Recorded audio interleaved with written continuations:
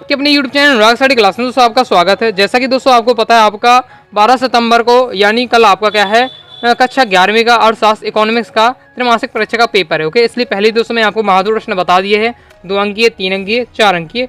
Okay, I hope आपने सभी question के सॉल्यूशन तैयार कर लिए होंगे। ओके, सभी लोग कहा है, आप लोग कहे सॉल्यूशन के साथ भी कह रहे थे कि सर सॉल्यूशन भी बता दीजिए। ओके, तो सॉल्यूशन की सीरीज स्टार्ट की है, इसलिए दोस्तों मैं आपको क्या है पहली वीडियो में से पहली वीडियो डाली है, उसमें 2 अंकीय महत्वपूर्ण प्रश्न है आपके इकोनॉमिक्स के 11th के। उसमें क्या है विद सॉल्यूशन साथ आपको बताए हैं 2 अंकीय वाले महत्वपूर्ण प्रश्न। ओके, तो जाकर जो उस वीडियो को जरूर देखिएगा।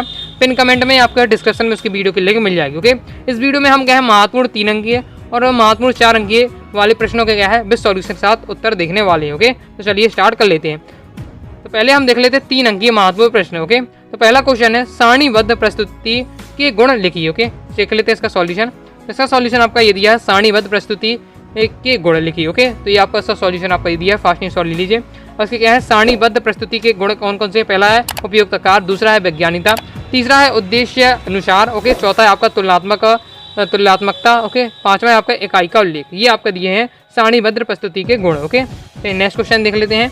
नेक्स्ट दोस्तों क्वेश्चन है निम्नलिखित आंकड़ों का बारंबारता वक्र बनाइए। आपको क्या है आंकड़े दिए गए हुए हैं। ओके, इनका क्या है आपको बारंबारता वक्र बनाना है। ओके, तो चलिए मैं आपको इसका सॉल्यूशन दिखा देता हूँ। तो आपका ये क्वेश्चन दिया हुआ है इस प्रकार से। ओके, इसमें भी आपको क्या है बारंबारता वक्र बनाना है, यही क्वेश्चन है आपका। किस प्रकार से बनाना है इसका फॉर्मूला अभी आपका आंसर ही आपका ये दिया हुआ है, देख लीजिए आप। ओके, बहुत ईजी है। ओके, अगर एक बार प्रैक्टिस कर लेंगे आपसे बन जाएगा। इसका मेथड समझ लीजिएगा। ओके, जहाँ जहाँ दिया हुआ है 0 से 10 है तो यहाँ आपका 150 है, 150 में आपको लगा देना है। फिर यहाँ आपका 300 तो 300 में इस प्रकार से आपको बिंदु रखकर आपको क्या है मिला देना है, तो आपका बारंबारता वक्र बन जाएगा। ओके, चलिए नेक्स्ट क्वेश्चन देख लेते हैं। नेक्स्ट दोस्तों आपका तीसरा क्वेश्चन है क्या है निम्नलिखित सूचनाओं को एक क्या है उपयुक्त आलेख के रूप में आपको प्रस्तुत करना है। मतलब इनका क्या है आलेख आपको बनाना, और ये आपका क्या है दिए हुए हैं आपका। ओके, तो ये इसका सॉल्यूशन आपका ये दिया हुआ है, तो फास्ट शॉर्ट आप ले लीजिए। आलेख आपको इसमें बनाना है और ये आपको आंकड़े दिए हुए हैं। ओके, तो आलेख आपको किस प्रकार से बनाना है ये आपका दिया हुआ है, ये भी बहुत ईजी है। ओके, तो आप इसे भी क्या है एक बार प्रैक्टिस कर लीजिएगा तो आपसे बन जाएगा।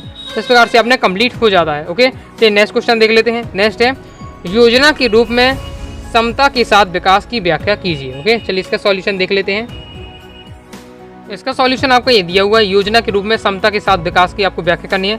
इसका सॉल्यूशन आपका ये दिया हुआ है, फास्ट शॉर्ट लीजिए। योजना के मुख्य उद्देश्य हैं आर्थिक संबंधी समता, आत्मनिर्भरता तथा आधुनिकीकरण। एक समानता के साथ समृद्धि से आशय समृद्धि के साथ साथ जन सामान्य के जीवन में सुधार से है। ओके, दूसरी ओर यदि आर्थिक समृद्धि तथा समानता साथ साथ है तो इससे अमीर के साथ साथ गरीब वर्ग भी क्या है लाभान्वित होता है। ये है आपका क्या है योजना के रूप में समता के साथ साथ विकास। ओके, तो चलिए नेक्स्ट क्वेश्चन देख लेते हैं। नेक्स्ट क्वेश्चन है आपका औपनिवेशिक काल के दौरान भारत के कृषि ठहराव के मुख्य कारण क्या थे। ओके, तो इसका सॉल्यूशन आपका ये दिया हुआ है, तो चलिए इसका भी स्क्रीनशॉट आप ले लीजिए। औपनिवेशिक काल के से पूर्व भारतीय अर्थव्यवस्था कृषि थी, लेकिन क्या है अंग्रेजों जगह कि यहाँ परंपरा कृषि ढांचे से नष्ट कर दिए। ये आपका पूरा दिया हुआ है इसका सॉल्यूशन, तो क्या है फास्ट शॉर्ट ले लीजिए। ओके, इस प्रकार से आपने कंप्लीट हो जाता है। चलिए नेक्स्ट क्वेश्चन देख लेते हैं। नेक्स्ट दोस्तों क्वेश्चन है आपका योजना अवधि के दौरान सार्वजनिक क्षेत्र को औद्योगिक विकास में अग्रणी भूमिका क्यों दी गई है। ओके, चलिए देख लेते हैं। इसका दोस्तों आपका सॉल्यूशन आपका ये दिया हुआ इस प्रकार से, तो फास्ट शॉर्ट ले लीजिए। ओके, योजना अवधि के दौरान में औद्योगिक विकास में सार्वजनिक क्षेत्रों को अग्रणी भूमिका निम्न कारणों से सौंपी गई है। ओके, अब ये आपके दिए हैं 4 पॉइंट, चारों पॉइंट को आपको अच्छे से तैयार कर लेना है। ये आपका पहला पॉइंट, ये दूसरा, ये तीसरा, ये चौथा। ओके, तो इसका भी क्या है स्क्रीनशॉट ले लीजिए। ओके, और अभी तक आपने क्या है वीडियो को लाइक नहीं है तो वीडियो को लाइक करके सब्सक्राइब जरूर करिएगा। कोई भी दोस्तों आपको डाउट हो तो क्या है कमेंट बॉक्स में आप जरूर पूछ लीजिएगा। ओके, तो ये अपने ये कंप्लीट हो जाता है। चलिए आगे देख लेते हैं। ओके, तो अब आगे हम देखेंगे 4 अंकीय महत्वपूर्ण प्रश्न। ओके, 3 अंकीय महत्वपूर्ण प्रश्न वाले मैंने आपको अभी कवर करवा दिए हैं।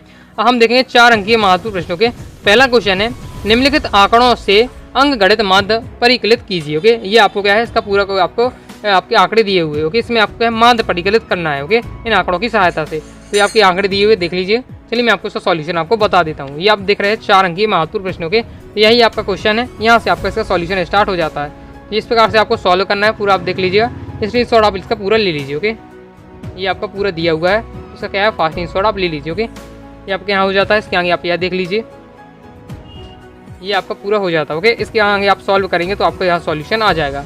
ओके, नेक्स्ट क्वेश्चन देख लेते हैं। नेक्स्ट दोस्तों क्वेश्चन है निम्नलिखित डेटा से क्या है मध्यिका की गणना कीजिए। अब इन आंकड़ों की सहायता से आपको क्या है मध्यिका आपको निकालना है। ओके, तो चलिए इसका भी सॉल्यूशन देख लेते हैं। तो ये आपका क्वेश्चन आपका ये दिया हुआ है। ओके, तो इसमें आपको क्या है आंकड़ों की सहायता से मध्यिका आपको निकालनी है। तो इसका सॉल्यूशन आपका यहाँ से स्टार्ट हो जाता है। तो इसका भी क्या है फास्ट स्क्रीनशॉट आप ले लीजिए। ये पूरी आपको तालिका के माध्यम से आपको पूरा निकालना है इसका सॉल्यूशन।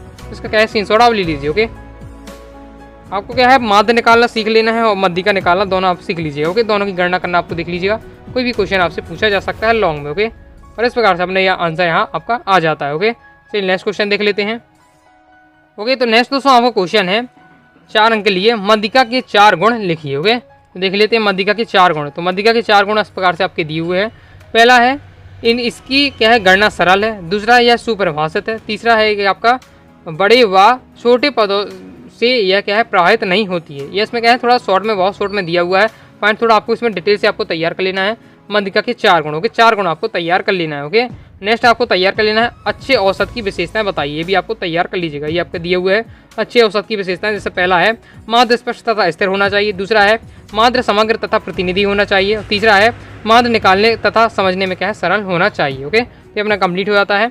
चलिए दोस्तों आगे नेक्स्ट क्वेश्चन देख लेते हैं। ओके, और आप क्या है क्वेश्चन के आपके जो मैं आपको क्वेश्चन बता रहा हूँ कि आप क्या है सॉल्यूशन पीडीएफ चाहते हैं तो आप वेबसाइट में आप क्या है आप जाकर आप क्या है डाउनलोड कर सकते हैं पीडीएफ। ओके, बस आपको क्या है गूगल पर सर्च करना है www.anuragastudyclasses.com वेबसाइट में आ जाएगी। वहाँ से जाकर आप क्या है सभी सब्जेक्ट के क्लास 11 के सभी सब्जेक्ट की आप क्या है महत्वपूर्ण प्रश्न आप देख सकते हैं त्रैमासिक परीक्षा के लिए। ओके, तो जाकर जरूर देखिएगा। ओके, अब दोस्तों हम नेक्स्ट क्वेश्चन है आपका कृषि विविधीकरण की प्रमुख समस्याएं लिखिए। ओके, चलिए देख लेते हैं इसका भी सॉल्यूशन। तो इसका दोस्तों सॉल्यूशन आपका ये दिया हुआ कृषि विविधीकरण की प्रमुख समस्याएं निम्नलिखित है। आपको क्या है कृषि विविधीकरण की प्रमुख समस्या बतानी है। तो आपका सॉल्यूशन ये दिया हुआ है पॉइंट वाइज पॉइंट, तो आप इसे स्क्रीनशॉट ले लीजिए। ओके, पहला है किसानों के पास कृषि विविधीकरण के लिए निवेश की राशि उपलब्ध नहीं होती है। दूसरा कृषि विविधीकरण में श्रम संसाधनों की ज़्यादा आवश्यकता होती है। तीसरा कृषकों की जोखिम उठाने की आदत एवं क्षमता दोनों ही नहीं होती है। ये सब क्या दी हुई है कृषि की विविधीकरण की क्या है प्रमुख समस्याएं दी हुई है इस प्रकार से। तो इसका क्या है फास्ट स्क्रीनशॉट आप ले लीजिए। ओके, तो इस प्रकार से अपने एक क्वेश्चन का है आंसर कंप्लीट हो जाता है। नेक्स्ट और लास्ट अपन क्वेश्चन देख लेते हैं वैश्वीकरण की अवधारणा को स्पष्ट कीजिए। ओके, इसका सॉल्यूशन आपका ये दिया हुआ वैश्वीकरण का शाब्दिक अर्थ होता है स्थानीय या क्षेत्रीय वस्तुओं या घटनाओं के विश्व स्तर पर रूपांतरण की प्रक्रिया है। ओके, इसे एक ऐसी प्रक्रिया का वर्णन करने के लिए भी प्रमुख किया जाता है जिसके द्वारा पूरे विश्व के लोग मिलकर एक समाज बनाते हैं तथा एक साथ कार्य करते हैं। थोड़ा आपको लॉन्ग में तैयार कर लीजिएगा। ओके, तो ये हो जाता है आपका वैश्वीकरण की अवधारणा। ओके, इस प्रकार से दोस्तों मैंने आपको क्या है क्लास 11 के इकोनॉमिक्स से अर्थशास्त्र के महत्वपूर्ण 2 अंकीय मैंने इसकी पिछली वीडियो में बता दिए थे। ओके, इस वीडियो में महत्वपूर्ण 3 अंकीय 4 अंकीय क्वेश्चन विद सॉल्यूशन के साथ देख लिए हैं। ओके, आई होप आपको वीडियो पसंद होगी। वीडियो पसंद आए दोस्तों आपको तो वीडियो को लाइक करके चैनल को सब्सक्राइब जरूर करिएगा। कोई भी दोस्तों आपको डाउट हो तो कमेंट बॉक्स में जरूर पूछ लीजिएगा। साथ ही अभी तक आपने क्या है अपने टेलीग्राम चैनल को ज्वाइन नहीं किया तो ज्वाइन जरूर कर लीजिएगा। ओके, और आप क्या है पीडीएफ डाउनलोड करना चाहते हैं तो मैंने आपको बता ही दिया है। आपको क्या है अपनी वेबसाइट में जाना है www.anuragastudyclasses.com। यहाँ से आप क्या है पीडीएफ आप प्राप्त कर सकते हैं सभी सब्जेक्ट के। ओके, और अभी तक आपने टेलीग्राम को ज्वाइन कर लीजिएगा, इंस्टाग्राम फॉलो कर लीजिएगा, फेसबुक में, और अपने प्ले स्टोर से अनुरागा स्टडी क्लासेस के ऐप को भी डाउनलोड कर लीजिएगा। ओके, तो मिलते हैं दोस्तों नेक्स्ट वीडियो में, तब तक के लिए बाय बाय।